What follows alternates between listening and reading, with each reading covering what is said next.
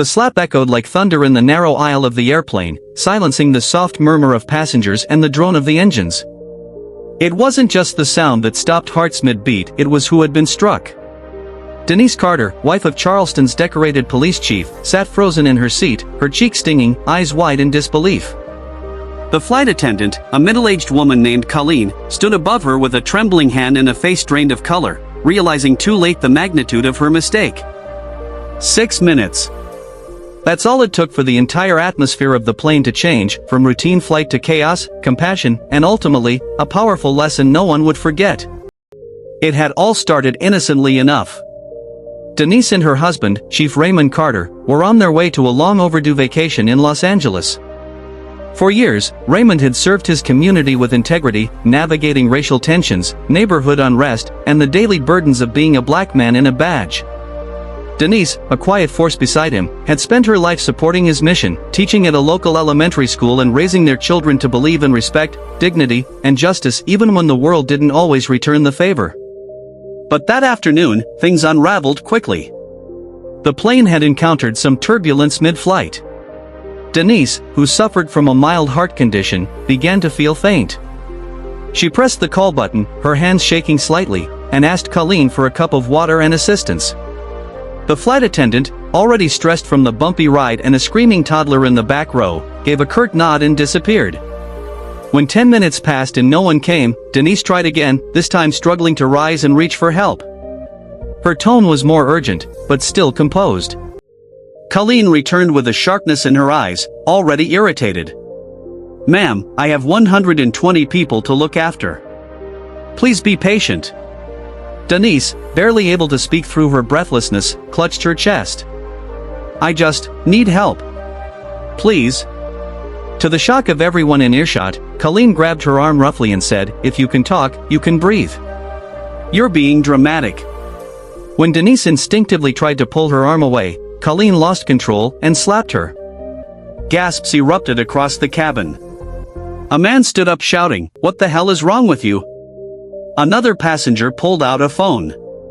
And from row 14C, a tall man with calm fury in his eyes stood slowly, like a lion rising to protect his own. It was Chief Raymond Carter. He didn't shout. He didn't wave his badge. He didn't make threats. He simply walked to his wife's side, gently took her hand, and looked at Colleen with a stare that could slice through steel.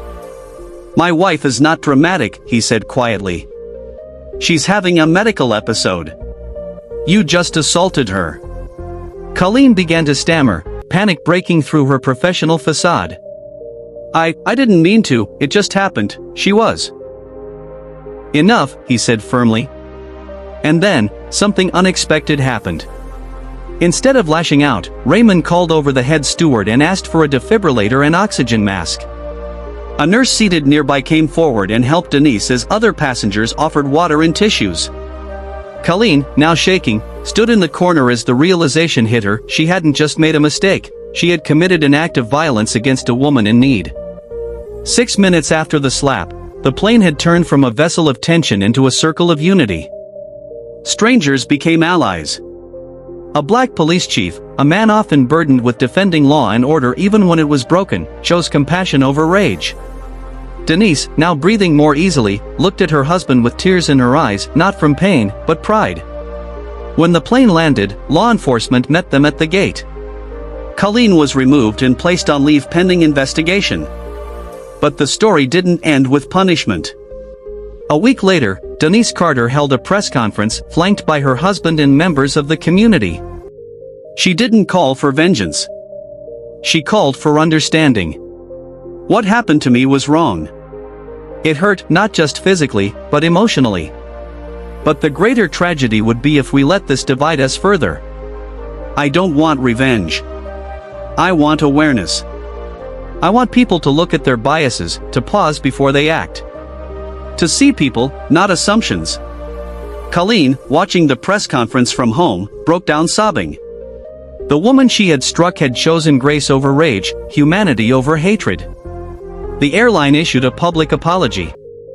Diversity and de-escalation training became mandatory across their entire staff.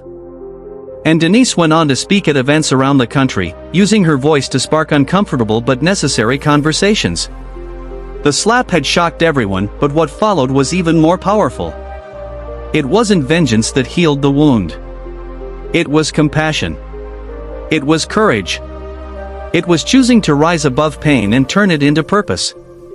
And in the end, it reminded us all, we cannot control what happens to us, but we can always control what happens next.